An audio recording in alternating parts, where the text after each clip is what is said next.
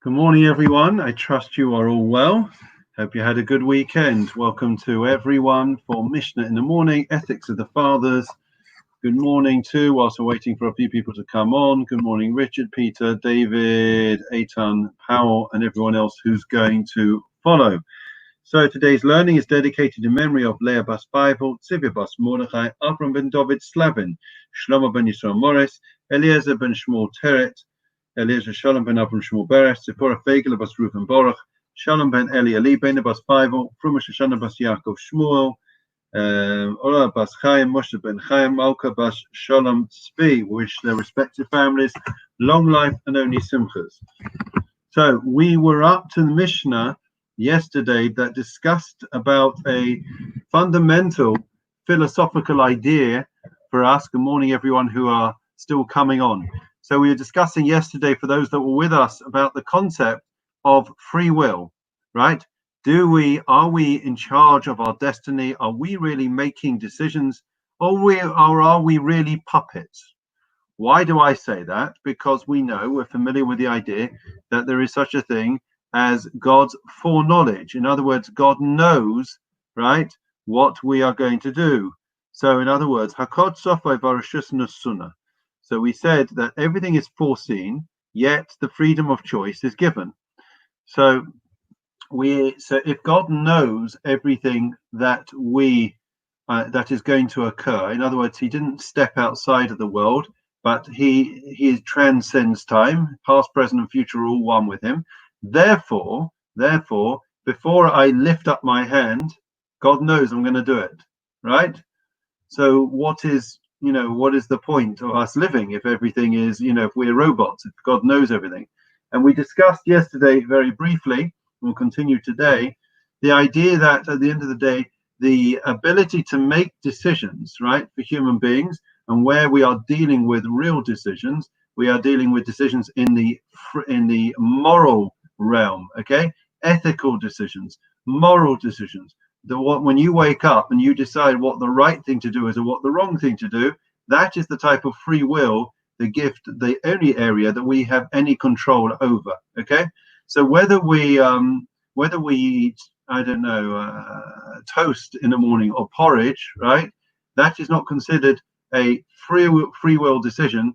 That is, as it were, a matter of us deciding, and is the gift that's given to mankind. Why? Because if we think about it, animals also make choices as to what they are going to eat, and where they're going to walk, right? Where they're going to go. So all those type of decisions are not unique to humankind. What is unique to humankind is the ability to make moral, ethical decisions in our lives.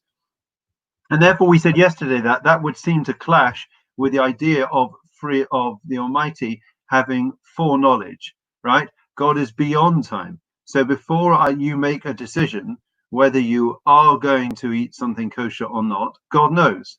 So if God knows before I've actually made that decision, then I don't actually have the ability to make that. I'm not really making the decision. The decision has already been made for me, right? And Maimonides deals with this at great length. And one of the things I should say is that we are all familiar in a world where it's all about bottom line. It's about answers, right? We expect answers to everything that goes on in our lives, right? And basically, if we don't get answers, then we feel that, this concept is fundamentally flawed. Judaism, unlike Greek philosophy, is happy to exist with a constant tension and contradictions. In other words, there are things that that clash with each other, and we have to live with that tension. And the reason why they clash is because from our perspective, of course, we are finite beings, and we are trying to make head or tails of an infinite being, right? God Almighty is beyond time. He transcends it. He's omniscient. He's omnipotent, right? He's the omnipresent. Bearing that in mind, it is impossible for us to truly understand. So we are meant to try our best to understand from our vantage point, but we have to recognize our limitations. And therefore, Maimonides leaves it, as it were, with a bit of with a contradiction. That on the one hand, it's fundamental. We have to believe that we are making decisions, right? On the other hand, at the very same moment, God knows exactly what we are going to decide before we've decided. God knows who we are going to marry before we actually propose and before we get married. And yet, right? And yet the decision was up to us, right? Well, we won't go into who decided in your relationship as to who was going to get married. But simply speaking, the decision is up to the couple to decide and to determine whether they will get married or not. And yet, God, it's all predetermined, right? That is a tension, that is a contradiction in terms from our vantage point, and that is something that we have to live with.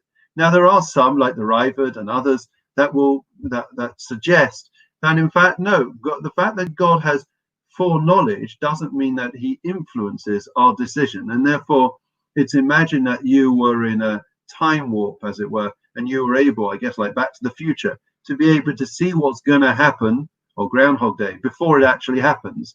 Does that mean that I'm influencing, or you don't have free will? No, I just happen to know in my crystal ball what's going to happen before it happens.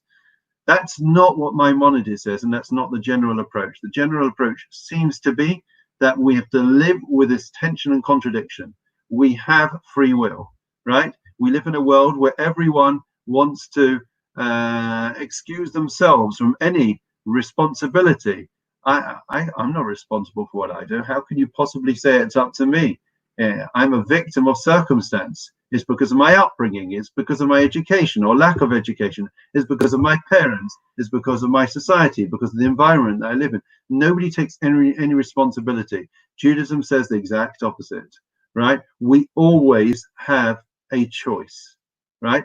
Whether that decision, that free will decision, comes about in reality is a different matter. But what we're talking about is free will, is to make a decision.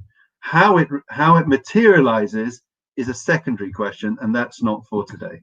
So next time we are going to move on to chapter 4 of Ethics of the Fathers, which starts with Ezehu Chochem, who is wise. Now, and you'll be surprised by the answer. How do we define wisdom? Somebody who is wise, right? Is it somebody who's learned a lot of books? Is it somebody who's got an exceptionally high IQ? How do we define what somebody who is wise? So for today, that's it. We're going to move on to Psalm 23. Special welcome to all those that have joined us. Just briefly, Lorraine, Michael, Estelle, Jonathan. Oh, I missed out. I've just skipped a few people.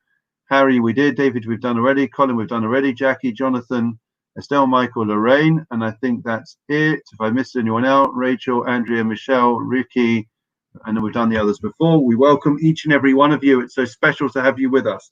Psalm 23, we are praying that, please God, that there should be return to some normality, that there should be an end of this coronavirus. It seems a bit like a seesaw. Just when a country thinks that they have managed to sort it out, then all of a sudden they release, they relax things, and then all of a sudden, as we've seen sadly in Israel, it starts up again. So we seriously need to pray now for this to end. So let's say that prayer now. The Lord is my shepherd, I shall not want. He causes me to lie down in green pastures. He leads me beside still waters. He restores my soul. He leads me in the path of righteousness for his name's sake. Even when I walk in the valley of darkness, I will fear no evil, for you are with me. Your rod and your staff, they comfort me. You set a table before me in the presence of my adversaries. You anointed my head with oil. My cup overflows.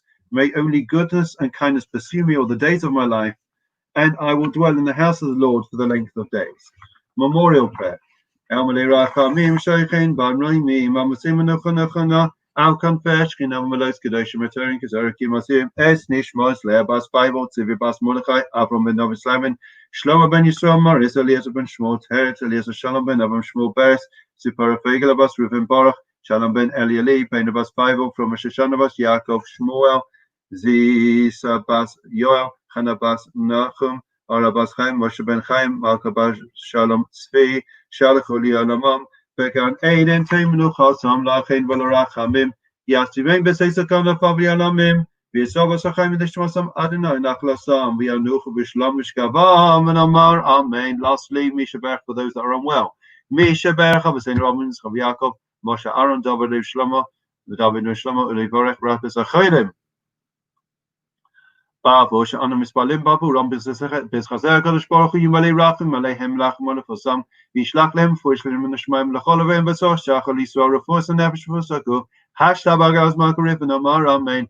Exciting week ahead, everyone. We have tonight Ask the Rabbi. Tuesday, we've got the program with Reb Akiva, and also we have the town hall, don't we? We have the meeting to all your questions will be answered about us restarting